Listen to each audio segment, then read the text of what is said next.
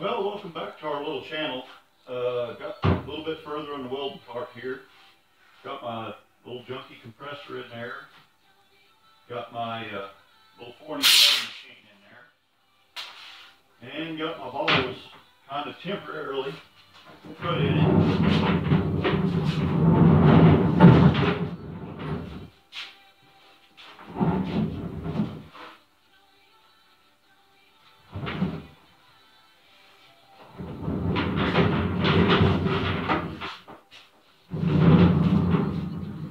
That's not the cool thing we're playing with right now.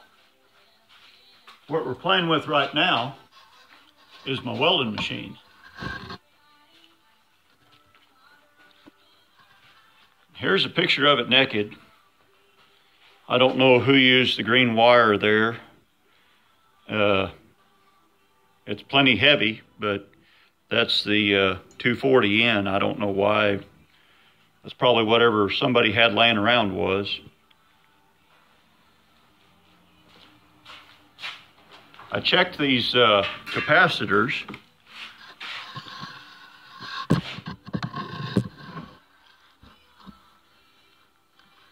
With my fluke meter.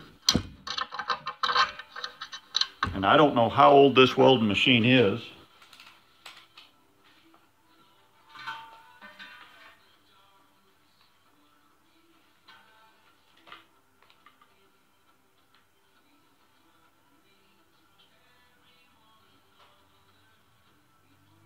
Can't get a contact there. 29 MFD on that one. 29.5 MFD on that one. And they are rated for 28 MFD, 440 volts. And I have no idea how old those capacitors are.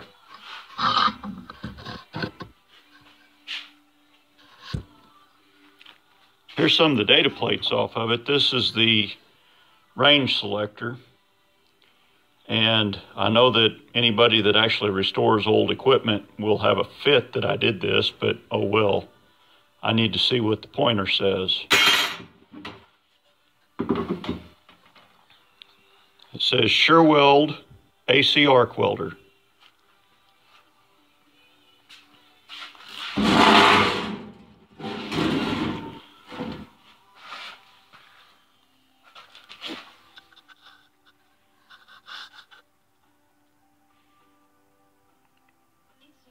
Model 10, Golf Papa, serial number, Golf Papa 1-404, National Cylinder Gas, Chicago, Illinois.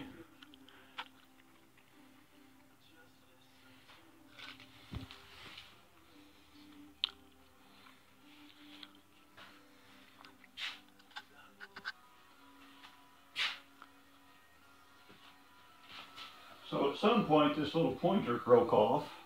I don't know when that happened. It may have been before I was born. It was laying down there in the bottom of it. I don't ever remember being that pointer was on there. But anyway, I'm going to do my best to make a new pointer. And I think I'm going to attach mine up here at the top rather than down here, just because this bolt looked like it would come loose and this one looked like it would never come loose. So, I'm going to make a pointer.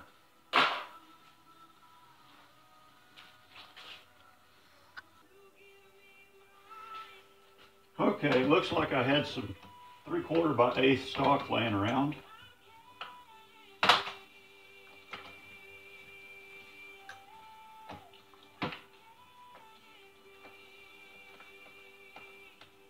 This was the best drill press money could buy when I bought it, because I didn't have no money.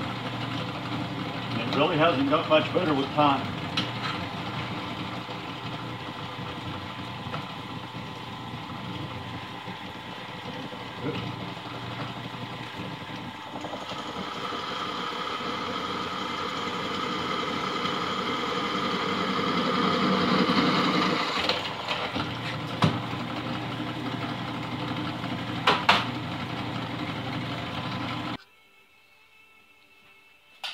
Okay, let's see if we can do this without screwing something up.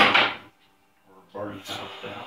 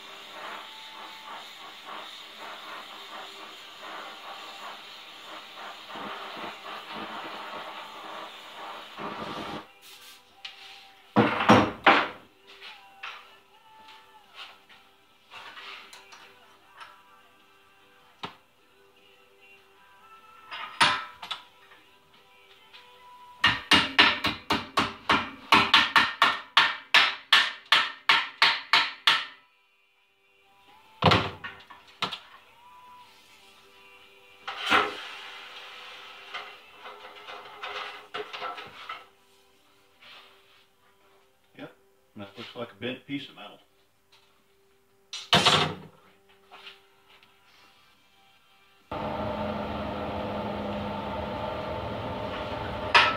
So I've kind of halfway got a shape started here.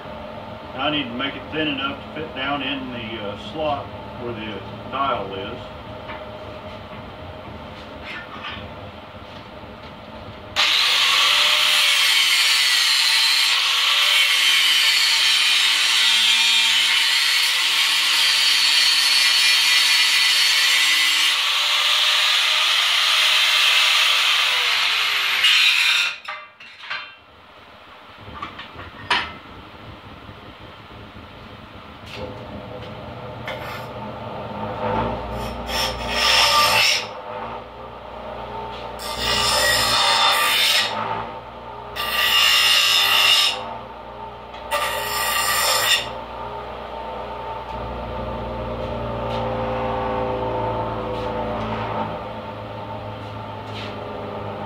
Almost there.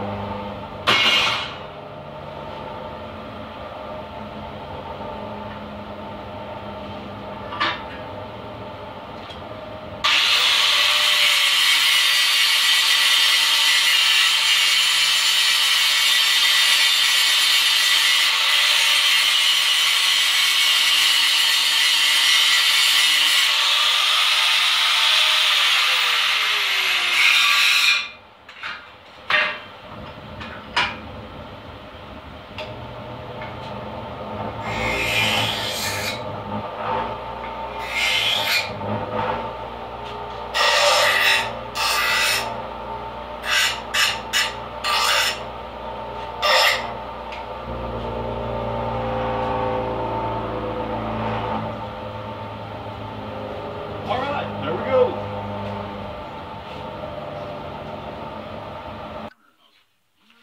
Well, okay, here we go. After some modifications and some extra bending, there's my pointer. I think I'm going to trim a little of it off. But that's a pointer that a man can actually see, that's for sure. And it's not binding up on the case too bad. Cool.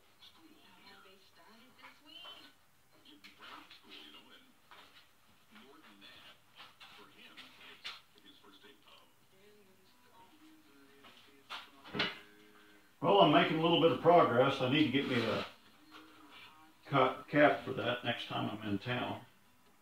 I've been saying that for 20 years, but one of these days I'll get a cap for that.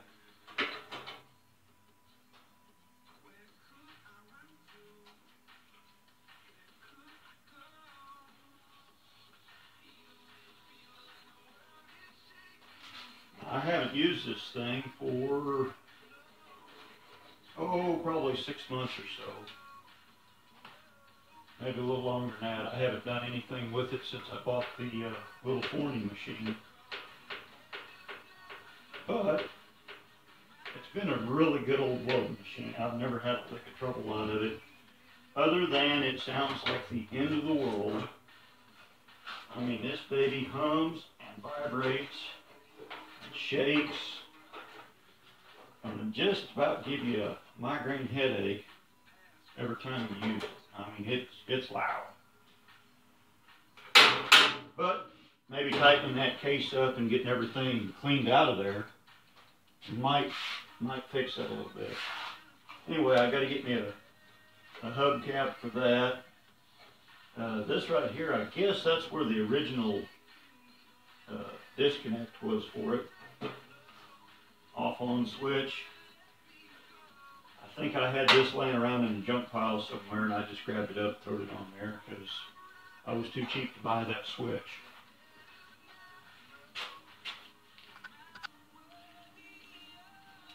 Well, here we go. It's plugged in.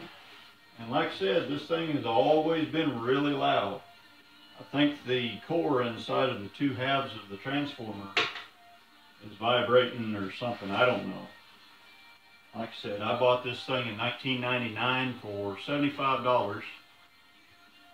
And I don't know how much it weighs, but I could pick it up and put it in the back of a 74 Plymouth Duster in 1999. And I can't pick the sucker up 10 inches right now. It is heavy. It must weigh 250 pounds without the leads. It is a heavy old booger. So anyway, here we go. This is what it sounds like.